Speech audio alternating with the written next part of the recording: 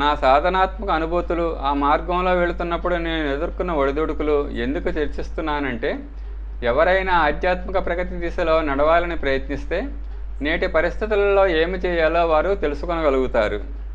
వారికి నా జీవనయాత్ర ప్రత్యక్ష ఉదాహరణగా మార్గదర్శనం చేయగలదు. నిజానికి నేను ఒక ప్రయోగాత్మక జీవితాన్ని జీవించాను. ఆధ్యాత్మిక ఆదర్శాలను వ్యవహారిక జీవితంలో కలుపుకుంటూ ఆంతరిక ప్రగతి మార్గంలో దారి తప్పకుండా ఎలా సఫలత పొందగలో దీనివల్ల తెలుసుకోగలరు. నేను వీటి గురించి అన్వేషించాను. ఈ ప్రయోగాల మీదనే నా ఆలోచన ప్రక్రియ మరియు శారీరక గతివిధులను కేంద్రీకరించాను. ఈ దిశలో నా మార్గదర్శకుని పూర్తి సహాయ సహకారాలు లభించాయి. అందువల్ల అనవసరమైన విధి విధానాలలో ఇరుక్కోకుండా ఒక సూటి అయిన మా సాఫీ మార్గం మీద నడవగలిగాను.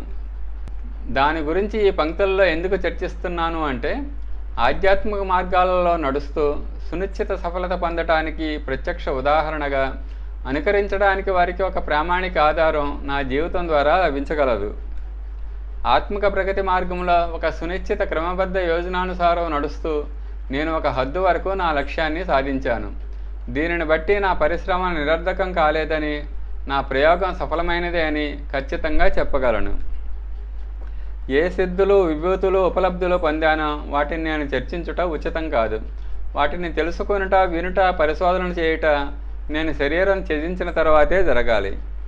అప్పుడు వారికి ఎన్ని ప్రమాణాలు కనిపిస్తాయి అంటే, నమ్మని వాళ్ళను కూడా నమ్మించటానికి ఆ నిరూపణలతో వివసల్ని చేయవచ్చు. ఆత్మవిద్యా విజ్ఞానము అసత్యము కాదు.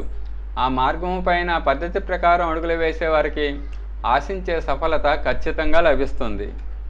ఈ మార్గాన్ని అనుసరించే వారికి ఆత్మశాంతి, ఆంతరిక శక్తి మరియు దివ్య అనుభూతుల పరిధిలో ఉండే లెక్కలేనని ఉపలబ్ధులు ఎలా లభిస్తాయో తెలుస్తుంది. దీని ప్రత్యక్ష ప్రమాణము వెతికే వారికి, రాబోయే రోజుల్లో ఆధ్యాత్మిక విధి విధానాల పరిశోధన చేసేవారికి నా జీవన ప్రక్రియ చాలా సహాయపడుతుంది. సమయానుసారం ఇటువంటి పరిశోధన కార్యము చేసేవారికి, ఆత్మవాది ప్రభుపరాయణ జీవితాన్ని పాటించిన వారికి ఆ విశేషతలు, విభూతుల యొక్క అగణిత ప్రమాణాలు, ప్రత్యక్ష ప్రమాణాలు నాకు లభించినట్లే వారికి కూడా అన్నీ లభిస్తాయి.